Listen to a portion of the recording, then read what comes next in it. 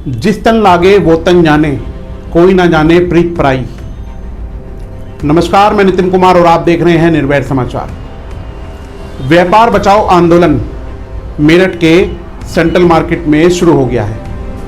यह वह central market है जिसमें पिछले 2 दिनों से कार्रवाई करके कॉम्प्लेक्स संख्या 661/6 को आवास विकास और जिला प्रशासन ने गिरा दिया।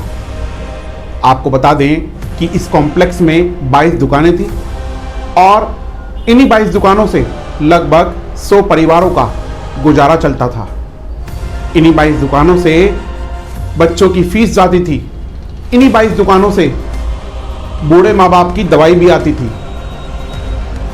यह कॉम्प्लेक्स कोई अलादीन का चिराग घिसकर एकदम से नहीं बना।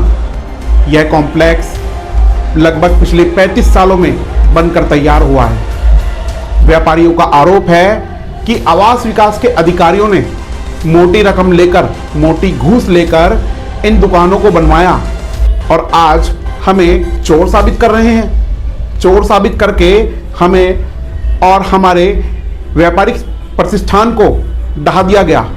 आज व्यापारी सड़क पर है। इसी मामले को लेकर आज पश्चिमी उत्तर प्रदेश का व्यापार मंडल जिलाधिकारी कार्यालय पहुंचा।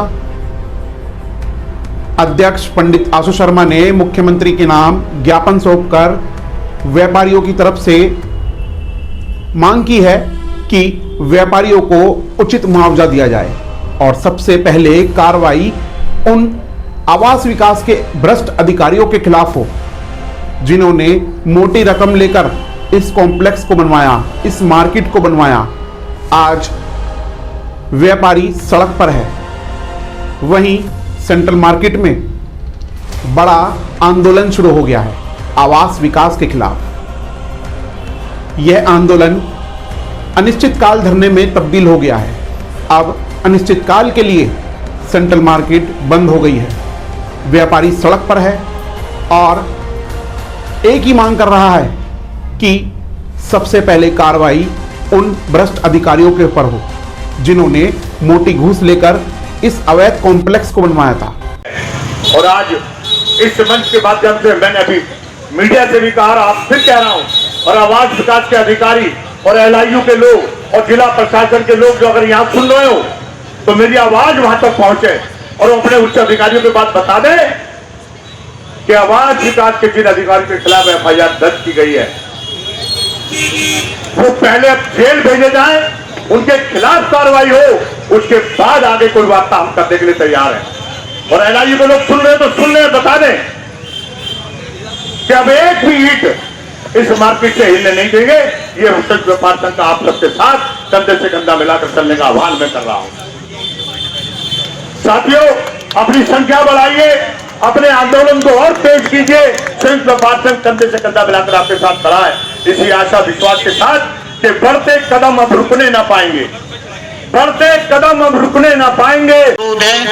कि आज हमारी केवल ये लड़ाई सेंट्रल मार्केट की नहीं है, हमारी सहारनपुर में बात हो चुकी है, गाजियाबाद में बात हो चुकी है, मुजफ्फरनगर में बात हो चुकी है, झांसी में बात हो चुकी है। ये पूरे प्रदेश के व्यापारी आज आपके साथ हैं। हम अकेले आप ये न समझें कि ये लड़ाई केवल मेरठ के सेंट्रल मार्केट की लड़ाई नहीं है, ये पूरे प्रदेश की लड़ाई है। पूरे प्रदेश में ऐसा हो रहा है। कल चंदोशी से मेरे पास फोन आया था, उन्होंने भी कहा था कि हमारे यहाँ की भी 40 दुकानें तोड़ दी गई हैं। कोई जिला ऐसा नहीं है, कोई मननगर ऐसा नहीं है, कोई महानगर ऐसा नहीं है जहाँ ये अतिक्रमण की लड़ाई न चल रही। हमारा ये कहना, हमारी एक मांग है कि आपने जो कानून के दायरे में किया है हम उसे मानने को तैयार हैं। मेरा नाम पंडित आशु शर्मा है, प्रदेश अध्यक्ष हूँ पश्चिम उत्तर प्रदेश संयुक्त व्यापार मंडल का। आज किस कारण से यहाँ पर जिलाधिकारी के ऑफिस में आए हैं? आज पश्चिम उत्तर प्रदेश संयुक्त व्यापार मंडल के मुख्य पदाधिकारियों का एक डेलीगेशन जिलाधिकारी महोदय से मुलाकात करने आया है। हम लोग मेरठ का एक बहुत गंभीर मुद्दा है सेंट्रल मार्केट शास्त्री नगर के अंदर, जिसे माननीय सर्वोच्च न्यायालय के आदेश पर ध्वस्तीकरण किया जा रहा है। सर्वोच्च न्यायालय के आदेश को सभी सिर माथे रखते हैं, हम लोग भी उसका सम्मान करते हैं, परंतु विषय सरकार का है।